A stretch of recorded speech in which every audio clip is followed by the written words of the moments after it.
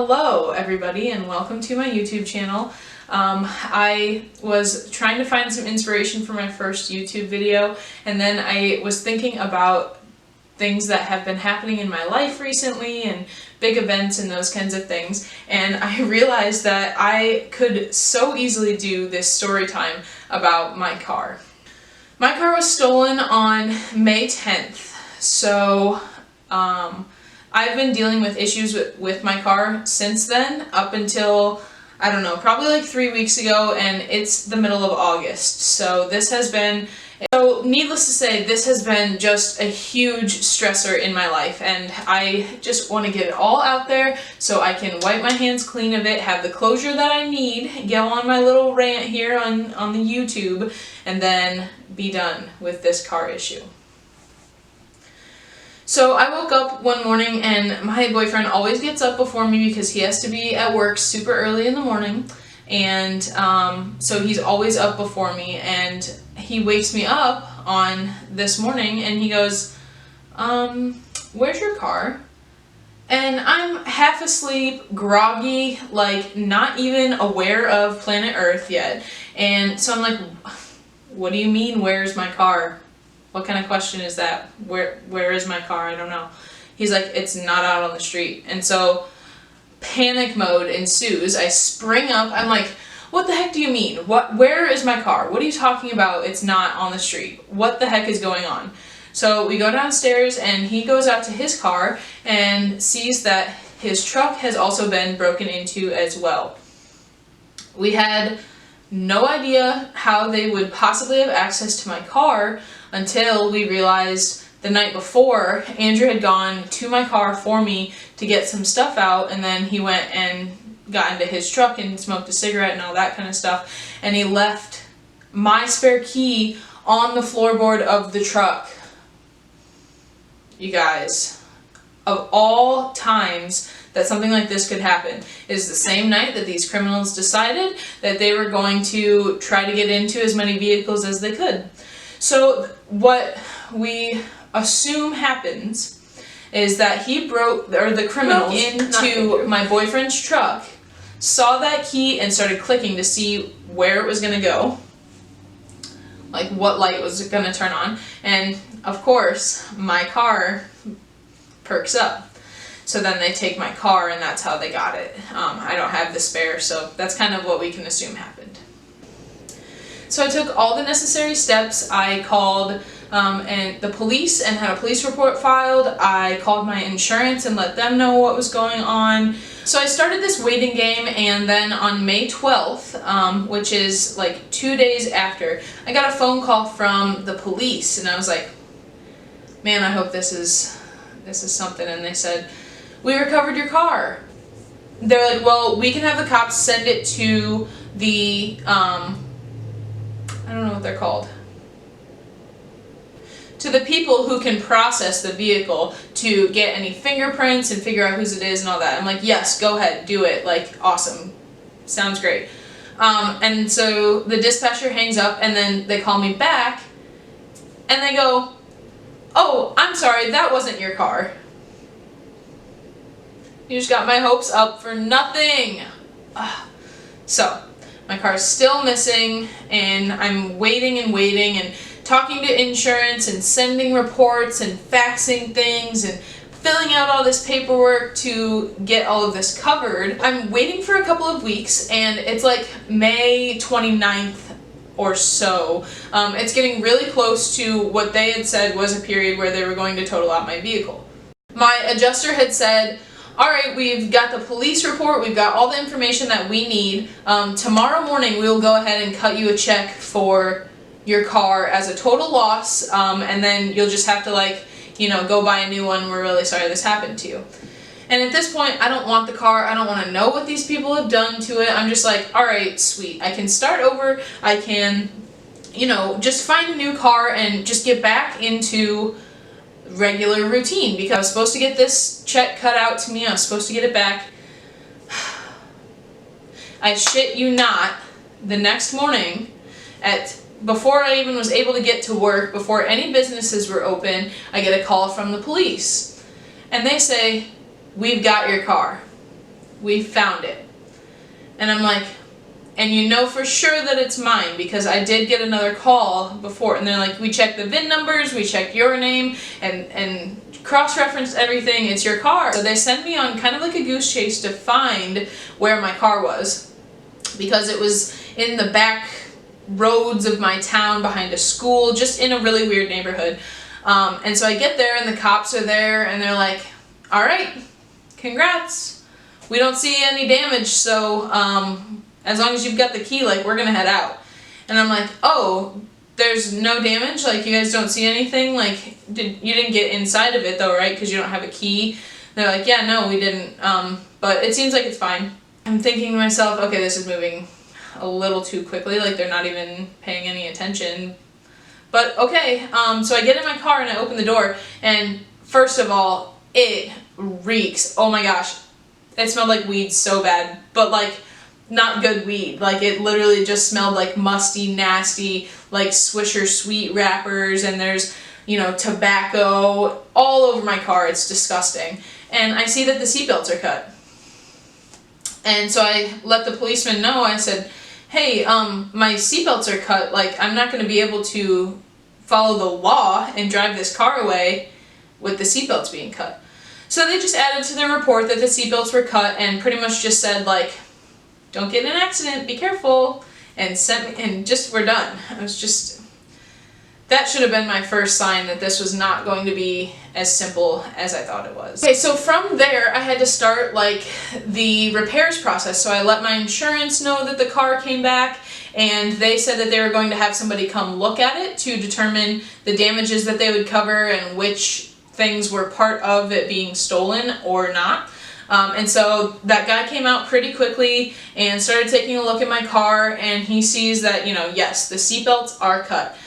We're going to put in for some time for it to get cleaned up for you, especially because there was marijuana and it's still illegal in the state of Illinois, so it's considered like a hazardous material. You can't have illegal substances in your car, duh.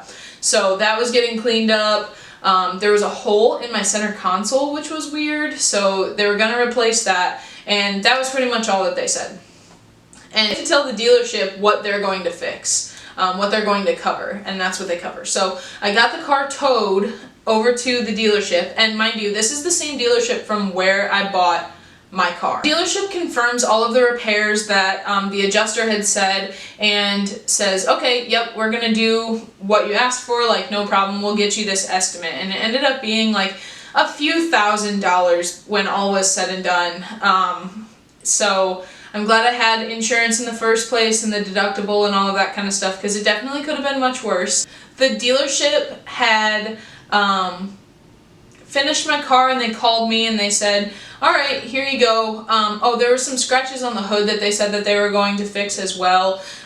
Here you go, we fixed it all up for you. So I come out to the dealership and they tell me that everything is all set and it was all covered and paid for, and I'm pretty much good to just drive it off the lot.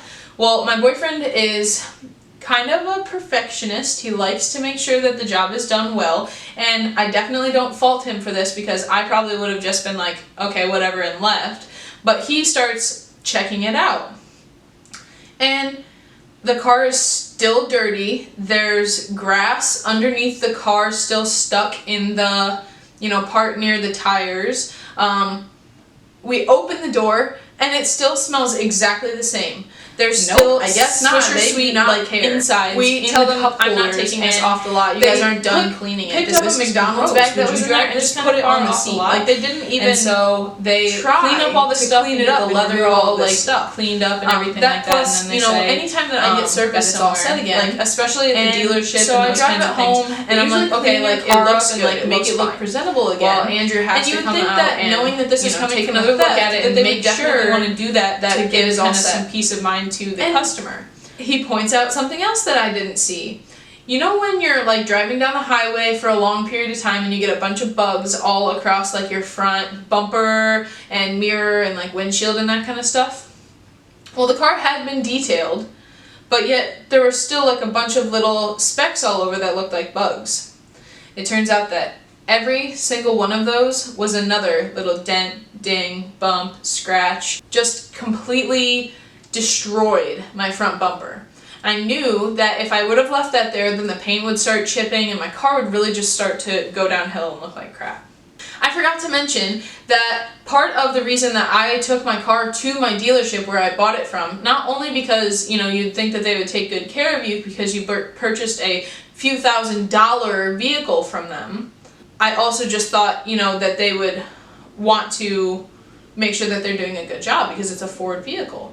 So I had lucked out in this case because I had my previous service record from when I had gotten my oil change there. So when you get one of those from this dealership, it shows you like how much brake pad is left and the tire rotations, all of the fuel and different liquids and all of the stuff that needs to be in your car. It tells you all the levels of all of that.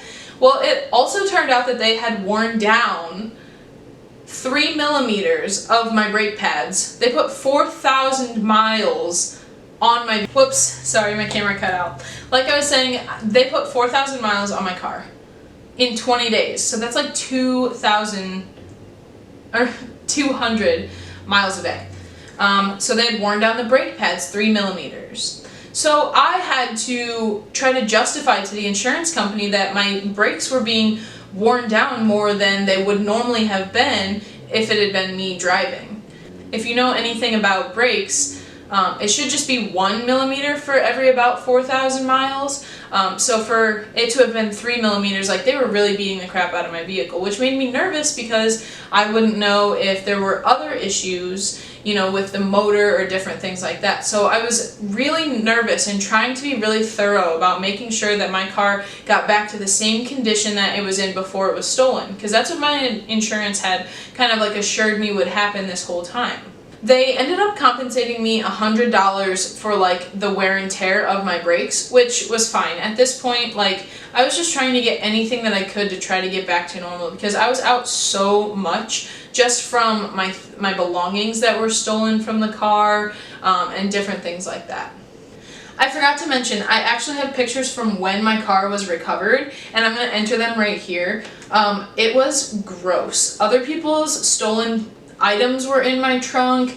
Like I had said, it smelled so bad. You could see that the seatbelts were cut and it was leaned all the way back like they were joyriding and all of that kind of stuff. It was absolutely gross. So back to my bumper. They weren't going to do anything for my bumper. They said that looks like normal wear and tear for your vehicle. My car's 4 years old and it had less than average miles for that year. It was a 2015 Ford Escape with like, I think it had like 45,000 miles before. I'm like, excuse me, that is not normal wear and tear, and my car was in like perfect condition before it was stolen, so I would have noticed something like that beforehand. And they ended up saying, okay, we'll replace the front bumper and the mirror covers, which were all super dented. I did not want to go back to the dealership that I was at because they just continued to give me just such a hard time about getting my car fixed. It was already a headache as it was, so I just was not in the mindset to put myself through that again. So I said, is there somewhere else that I can take my vehicle to get serviced the rest of the way? And they said, yeah, we have some preferred places. You can go to one of them and they should be able to help you out.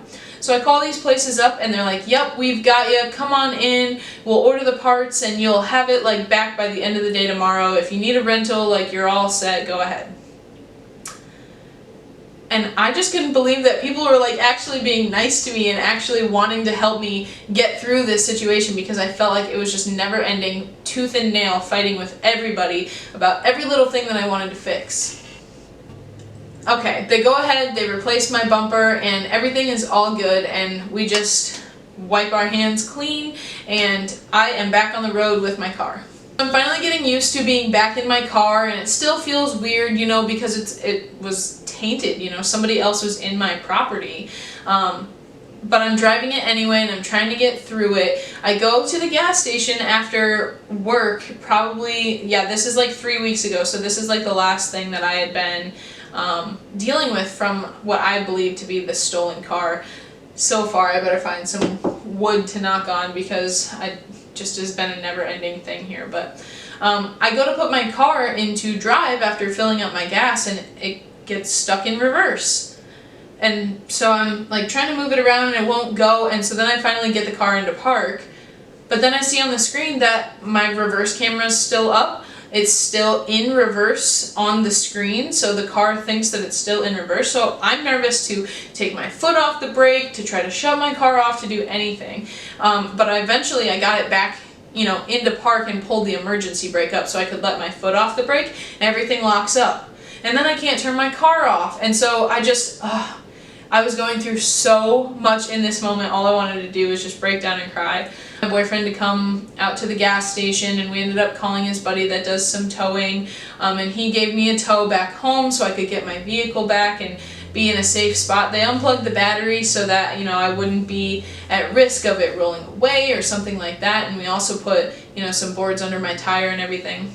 So then I take my car to a different Ford dealership, just because I figured it was some sort of Ford issue, so I wanted to make sure that I was getting parts from the right company. They said, "Hey, we've got a surprise for you."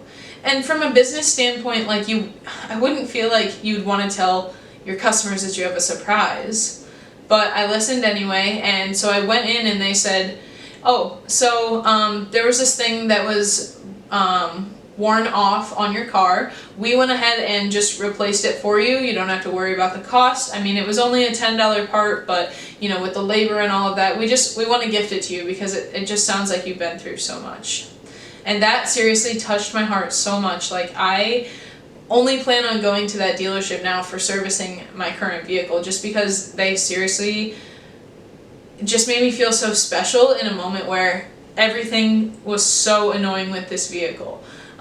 I finally got a little hand up. So there it is. I have my car back now. It's got way more miles on it, and I'm gonna need to replace the brakes soon and different things like that. So I didn't get it completely back to where it was before it was stolen, but at the end of the day, I'm safe. Some of my belongings were recovered. My vehicle is back with me, and it could have been a lot worse. If you liked today's video, please go ahead and hit that subscribe button. I want to get posting content really regularly here on my channel, and so I think I'm going to be starting with weekly for now to see if I can keep up with that. So let me know down in the comments anything that you want to see or hear about. I work in the mental health field. I like to go to the gym. I play softball, and I am also vegan. So any of those topics are something that I'd love to make videos on, but I just don't have a whole lot of ideas right now. So if you have anything for me, please let me know anything that you would like to see. We could also do boyfriend tags or different things like that. So I want to get this channel going, and I want this to be something fun for me to look back on and probably cringe at, but that's okay. And so if you guys want to follow along, make sure that you like this video, hit that subscribe button, and I will see you in the next one. Bye.